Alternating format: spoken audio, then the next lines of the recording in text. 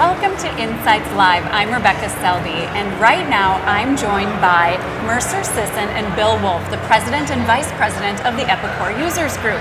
Thanks for joining me, guys. Thanks for having us. Anytime. How are you enjoying Insights this year? It's been good so far. It's still early in the week, but yeah, it's been great. Yeah, it's great to see a big conference, growing and growing each year. So more and more users, more and more opportunities. Great. I am glad to hear that. My first question for you is, let's talk about the Epicor Users Group. What is it? The User Group is a nonprofit organization made up of a volunteer board, so that volunteers all their time to help run the organization. We have one paid employee that handles all the administrative duties, based in Pennsylvania. And then we have a collection of product liaisons that help act as the liaison between Epicor and users. And then we also have regional user group leadership and also leadership council called leadership. One important point is that we're a multi-product users group, so we don't just focus on one of the products, we open on a whole variety of products. Well, that's fantastic. So what then would you say are the main benefits of membership? The benefits are many. Our focus is on education, but more importantly is giving the opportunity for users to help other users. So our website provides the opportunity for people to exchange information through listserv and forum, file shares, things like that. And they're independent from Epicor, so people can come to us if they're having issues with Epicor or whatever. That doesn't happen very often, but so that we can help them out. And there are a lot of times just good solutions that another user who's been through, has the experience, can help you out. So a lot of idea sharing then. Yeah, and like the enhancement portal, which allows you to, if you want to see a new feature, you can post that on there, and we have regular discussions with Epicor about what users are looking for. So speaking of that then, how do you help members collaborate through ERP?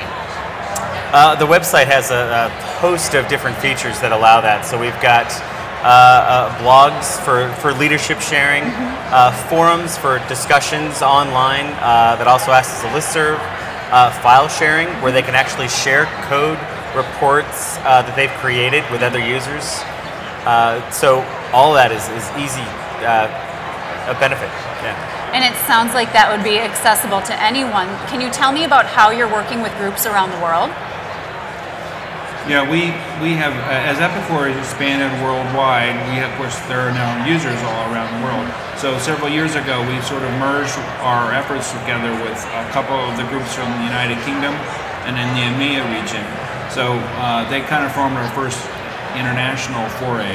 And now we've also expanded and include groups in Australia and working with some folks in Sweden as well to try to bring the other groups together. So it's definitely an international group, and it's very interesting.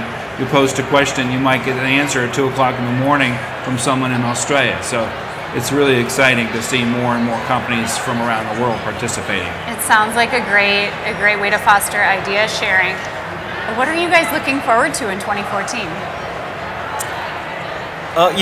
Really for me, it's the new leadership of Epicor, and what our conversations with them, where they seem to be wanting to take Epicor, and working with them to help improve and keep fostering that relationship between users and Epicor, from a development standpoint, support standpoint. And the other thing that's really important from the EUG perspective is we're trying to introduce new benefits to our members. So we recently negotiated with Epicor for discounted training from Epicor University. Oh, that's wonderful. So that people that become members of our group can get some percentage off of the training expenses. And then we're trying to foster a lot more communications and regional groups.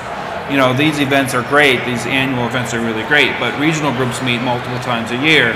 And so while we let them be very autonomous, we do encourage them and provide a lot of facilities to help make their meetings go well and smoothly. So.